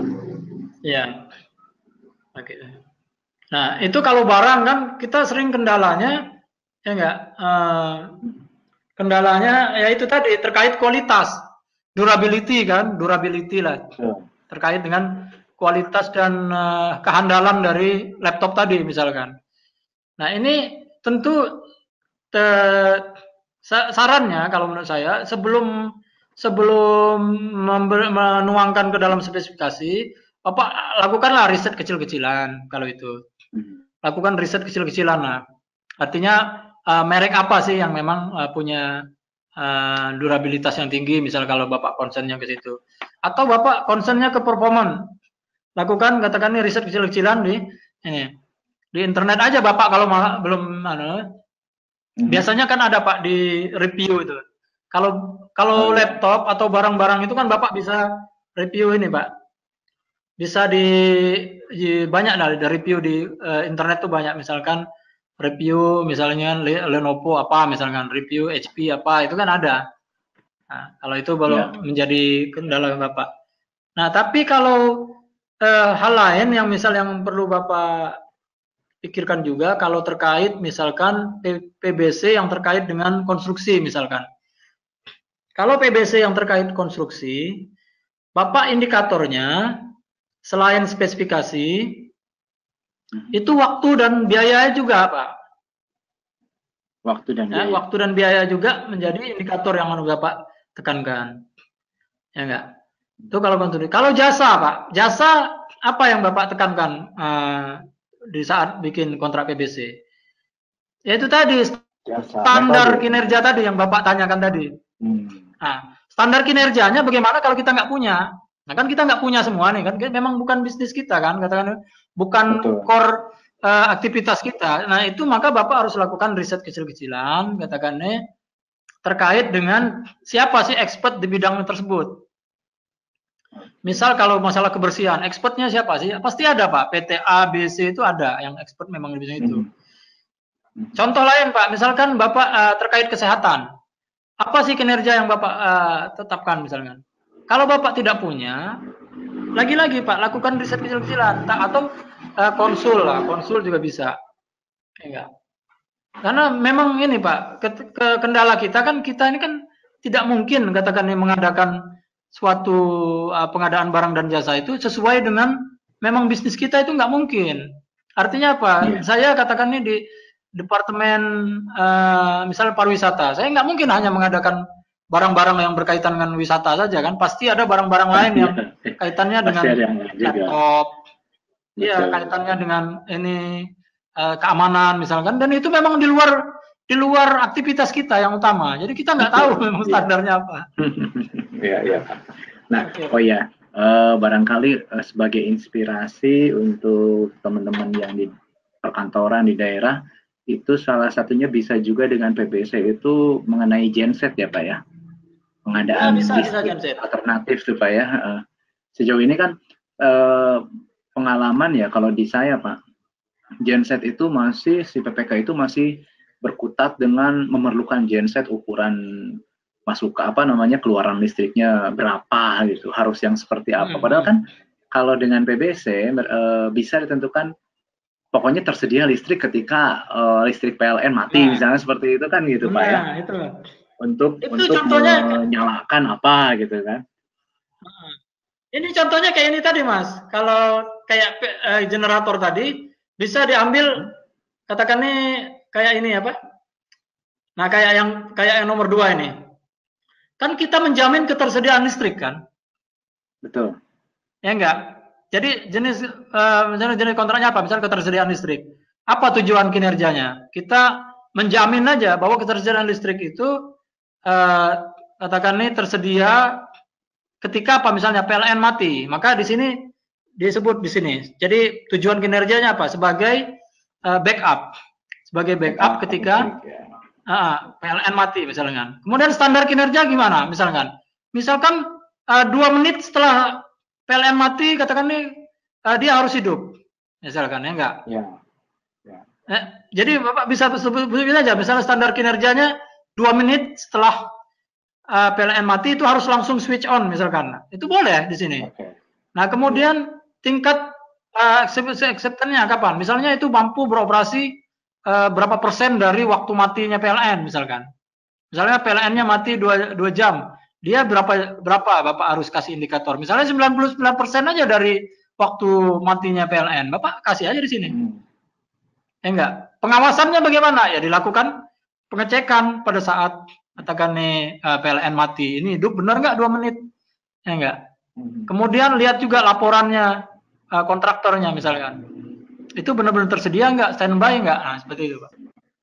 Nah dan sebetulnya ini bisa kontraknya itu karena ini kan bukan pembelian genset akhirnya Pak ya, tapi penyediaan listrik kan, berarti kita bisa pembayarannya ini per bulan gitu, setiap bulan kita bayar. Bisa. Jadi kalau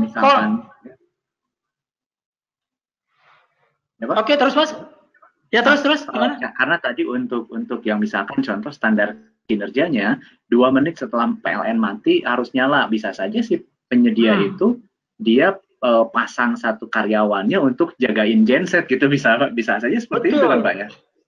Betul.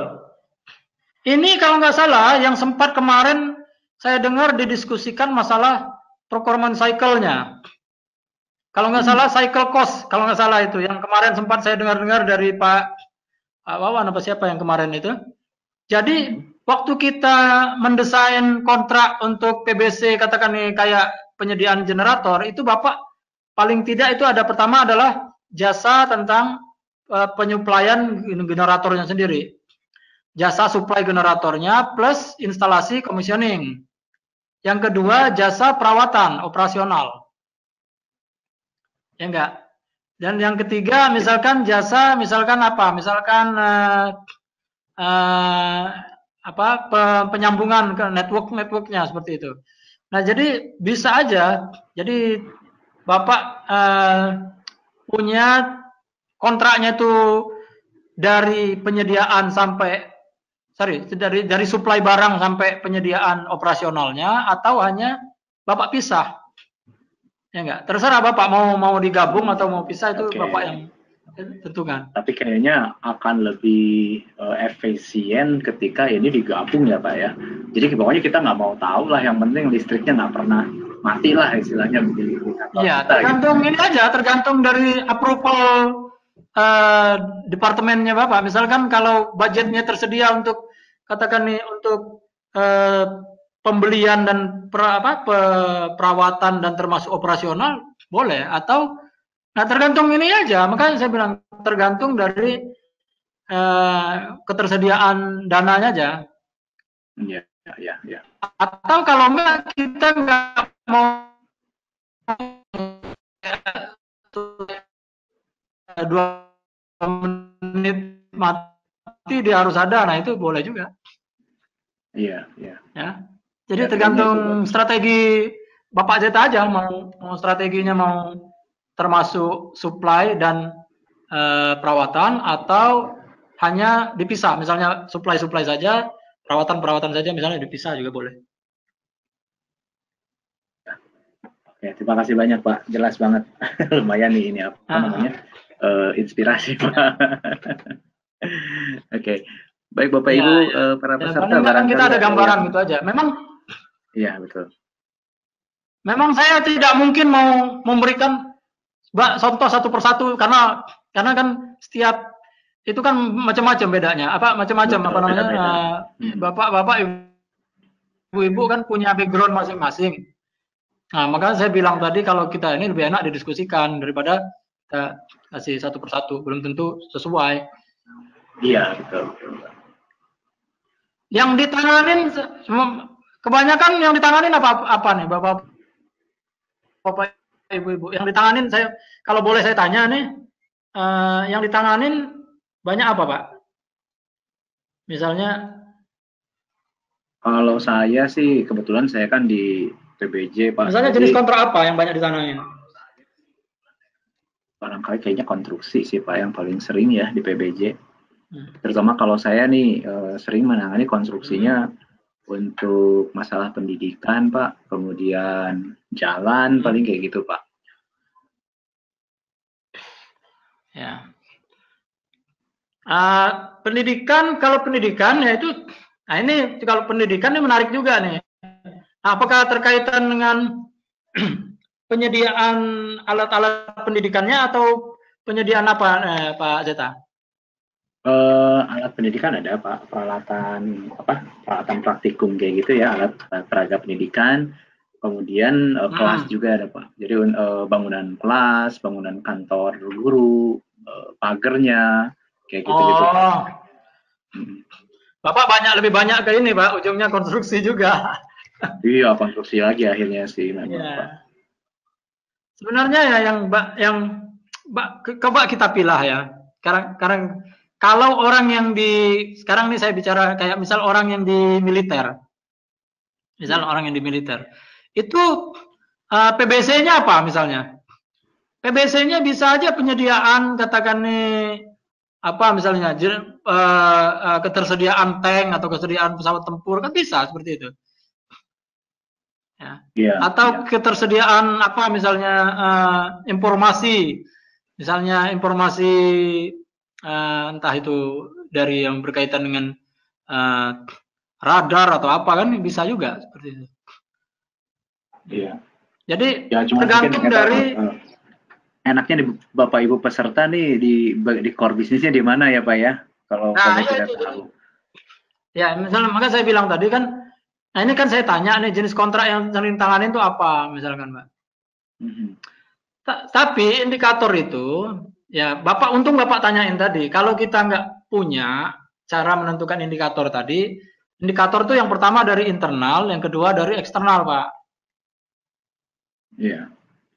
Ya, yang internal itu kalau Bapak punya memang sendiri Pak. Maksud saya gini, misal Bapak punya pabrik nih misalnya, saya ambil contoh aja. Bapak misalnya punya pabrik penggilingan padi aja, saya ambil contoh simpel ya. Pabrik tersebut katakan nih harus mampu beroperasi katakan nih berapa ton sehari. Nah, maka di situ Bapak menentukan kriterianya itu berdasarkan apa Pak? Berdasarkan internal operasional Bapak. Oke. Nah, lain halnya kalau saya ini misalnya mengoperasikan suatu pabrik misalnya, tapi kaitannya ke masyarakat halayak ramai misalkan. Nah, maka di situ ada indikator-indikator eksternal yang harus saya penuhi. Misal saya mengoperasikan kapal misalkan. Nah, kalau saya mengoperasikan kapal itu kaitannya kan dengan keselamatan manusia kan, Pak? Betul. Nah, maka saya harus memenuhi. Untuk memenuhi faktor keselamatan tadi, itu harus ada standar dari pihak ketiga. Artinya bukan standar saya lagi. Sebab apa? Kalau saya cuma mengandalkan standar saya, bisa jadi bias nanti. Kenapa? Karena konflik of interest-nya saya akan memotong biaya. Iya, betul. Ya. Nah, saya akan memotong biaya konflik of interest-nya. Sementara saya mengoperasikan kapal yang untuk halayak ramai, yang katakan ini keselamatannya harus terjamin. Maka di situ adalah pihak ketiga, katakan ini yang mendeskripsikan standarnya. Misalkan di kapal itu harus ada pelampung misalnya berapa jumlahnya sesuai dengan jumlah penumpang misalkan, atau berapa skoci. Nah itu harus saya penuhi. Kenapa? Karena di situ terkait dengan halayak ramai, dengan masyarakat, dengan publik. Nah, paham, Pak. Seperti itu, Pak. Nah, jadi filosofinya seperti itu. Bapak kapan Bapak menentukan standar sendiri, kapan Bapak menentukan standar dari eksternal, kan seperti itu. Ya. Nah, contoh kayak tadi toilet. Kenapa Bapak nggak bisa menentukan standar internal sendiri? Karena memang Bapak bukan core bisnisnya. Boleh nggak Bapak tentukan sendiri? Boleh kalau Bapak bisa. Tapi karena Bapak nggak bisa, pinta ke orang lain yang bisa, kan seperti itu. Jadi ya pokoknya intinya ketika ini bersinggungan kepentingannya bersinggungan dengan publik, dengan orang di luar organisasi kita, maka kemungkinan besar di situ ada faktor eksternal, indikator yang harus kita pertimbangkan, Pak. Oh iya, oke, Pak. Nah, kalau ini Pak, makan minum misalkan, makan minum pasien atau makan minum tahanan kalau di penjara gitu Pak, di kepolisian gitu, bisa nggak kita bikin PPC Pak? Jadi kita tidak lagi perlu Anda harus punya dapur, Anda harus punya pokoknya gimana caranya pasien kami diberi makan atau tahanan kami diberi makan, seperti itu bisa nggak Pak? Bisa. Jadi kalau yang kaitan seperti itu bisa Pak. Tentu malah lebih enak lagi Bapak. Bapak tinggal menentukan kriteria gizinya seperti apa. Jadi biar mereka yang mikir sekarang menunya apa. Mereka yang menentukan katakan nih kombinasi menunya terserah mereka. Yang penting Bapak menentukan bahwa sekali-sekali akan Bapak cek random, katakan nih berapa kadar gizinya, misalnya proteinnya berapa, ininya kadar karbohidratnya berapa, misalkan seperti itu akan Bapak lakukan pengujian misalnya. Kemudian lakukan pengujian misalnya kebersihan misalkan. Sekali-sekali akan Bapak bawa ke Skopindo misalkan untuk dilakukan tes apa misalnya kandungan bisa aja. Jadi Pak. Apa? Ya bisa Pak. Jadi dilakukan Bapak lakukan PBC justru lebih enak. Ya, ini Pak. Saya ingin tanya tuh untuk makan minum juga barusan ya. Kan kalau pemeriksanya dalam hal ini melihat di Perpres 16/18 itu kan PPK yang berwenang memeriksa hasil pekerjaan. Nah, kalau kita menggunakan PBC ini, kemudian pembayaran dilakukan sebulan sekali, sementara makannya 1 hari 3 kali, apa iya setiap makan itu PPK harus cek atau yang seperti Bapak bilang cukup random aja gitu? Ya, jadi indikator itu yang harus disepakati di awal, disepakati oleh pihak-pihak. Jadi saya juga lupa menyampaikan gini, Pak. Salah satu yang harus kita ingat waktu bikin PBC itu adalah koordinasi antara pihak-pihak, para pihak, stakeholder. Koordinasi antara para pihak ini termasuk di situ adalah penggunanya, kemudian pihak yang menangani kontrak, kemudian pihak yang terkait langsung dengan pengadaannya. Jadi dalam hal ini PPK, kemudian PBJ, kemudian pihak yang langsung terkait di bawah PPK-nya siapa misalkan. Nah, ini harus ada koordinasi dan menentukan standar penerimaannya seperti apa. Kemudian metode pengecekannya seperti apa. Itu harus disepakati di awal. Nah, sekarang masalahnya bagaimana? Apakah katakan nih tadi makanan tadi boleh kita katakan nih kita cek per berapa kali saja, kemudian kita tidak mungkin PPK melakukan penerimaan katakan nih setiap hari kan, tidak mungkin. Nah, ini yang disebut dengan partial acceptance itu bisa. Jadi partial acceptance-nya bisa saja diwakilkan oleh PPK kepada siapa misalkan, kepada entah pihak ketiga atau kepada siapa yang ditunjuk oleh PPK. Kemudian nanti PPK hanya melakukan acceptance, final acceptance, katakan ini per 15 hari atau per 30 hari kan bisa. Oke. Jadi apa istilahnya itu penerimaan berkalanya itu dilakukan oleh katakan ini salah satu pihak misalnya, entah siapa yang dipercaya oleh PPK katakan ini, apakah mungkin Gizi misalkan itu Pak ya? Ya PPHP-nya atau siapa katakan ya enggak. Nanti baru setelah 1 bulan katakan ini periode kontrak itu sesuai dengan itu. Tapi itu harus dicantumkan di dalam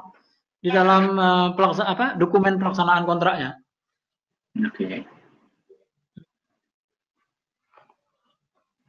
Oke, Pak, ini ada pertanyaan nih Pak dari Bu Reni Pak. Ya gimana? Ya, PBC sepertinya cocok juga untuk pemeliharaan jalan, di mana selama ini dilakukan pola. Bisa Pak ya? Betul betul. Jadi karena pekerjaannya rutin terus. Betul. Jadi Bu Reni kalau memang pertanyaan seperti ini memang betul Bu. Jadi PBC itu berlakunya ya Pak ya. Saya jelaskan. PBC itu berlaku untuk instalasi awal bisa, untuk perawatan bisa, ya, untuk operasional bisa, ya. Jadi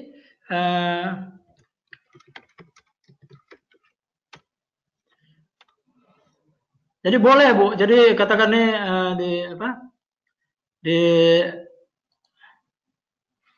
katakan nih untuk perawatan yang continuously boleh, operasional sifatnya boleh. Ya contohnya tadi ini, misalnya gini, kalau perawatan jalan berarti ibu harus punya indikator nanti. Indikator PBC untuk route maintenance itu apa?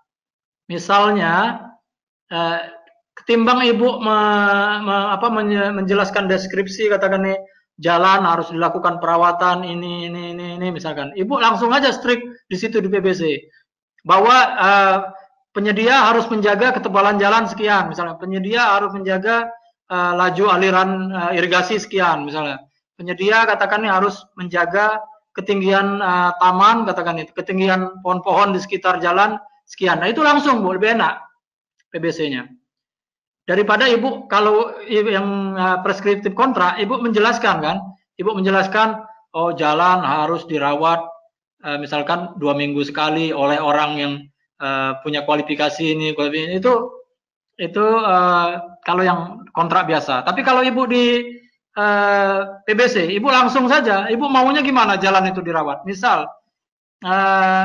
Misalnya marka harus terlihat jelas berapa jaraknya, berapa meter, ibu kasih aja indikasi.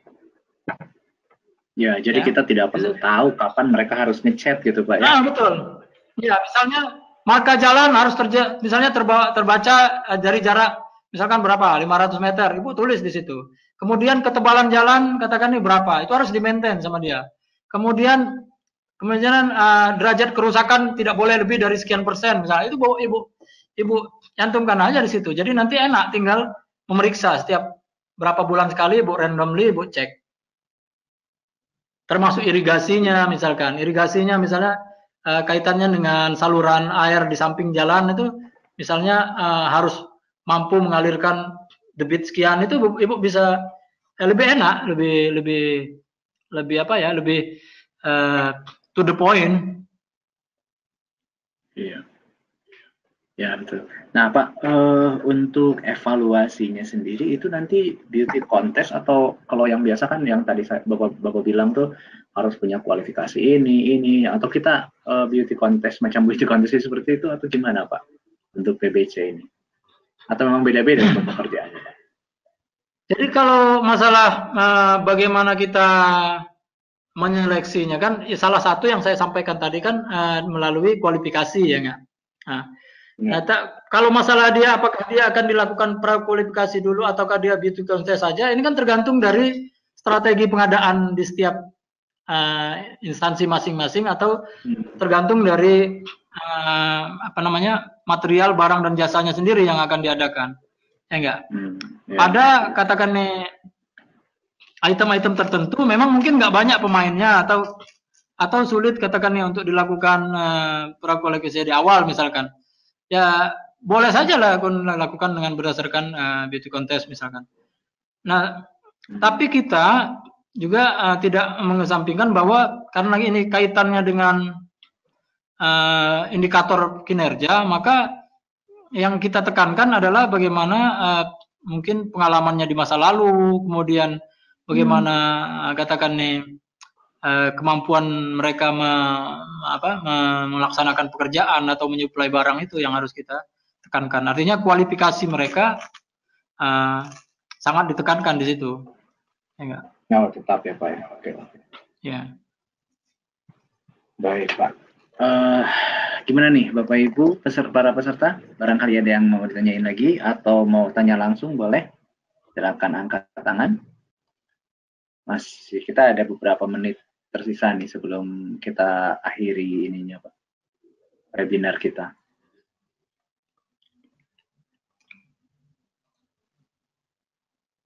Baik, sepertinya kalau pertanyaan kayaknya sudah selesai Pak, tidak ada lagi. Barangkali Bapak ada tambahan materi atau gimana?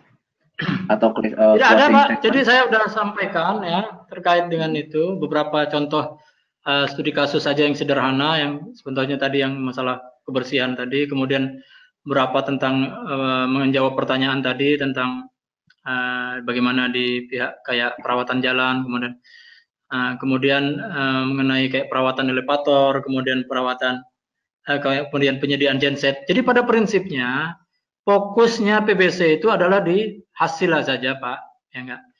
Ya tentu kaitannya kalau kita menginginkan suatu hasil, kita harus punya indikator. Nah indikator tadi kalau kita tidak punya sendiri, kita tidak bisa mengenerate sendiri indikator-indikator tersebut, maka kita bisa minta ke luar, eksternal. Ya, jadi linknya seperti itu. Jadi kita kaitannya adalah hasil atau output, kemudian untuk mencapai output tadi kita punya indikator tadi kalau kita punya sendiri kita bisa bikin sendiri, kalau kita tidak punya sendiri minta dari eksternal. Kemudian yang berikutnya kaitannya adalah melaksanakan indikator-indikator tersebut.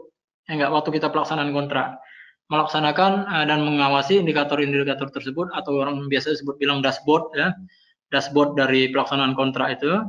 Nah kemudian nanti kompensasinya adalah apabila pekerjaan itu diselesaikan lebih cepat dari yang kita inginkan atau lebih murah dari yang kita harapkan, maka di situ ada insentif buat penyedia. Demikian juga sebaliknya, kalau ada keterlambatan atau apa, tentu akan ada denda seperti itu. Jadi itu aja yang bisa saya sampaikan, Bapak-bapak, Ibu-ibu. Memang agak sulit kalau kita mau memuaskan seluruh audiens karena saya tahu Bapak-bapak, Ibu-ibu backgroundnya banyak dan bermacam-macam.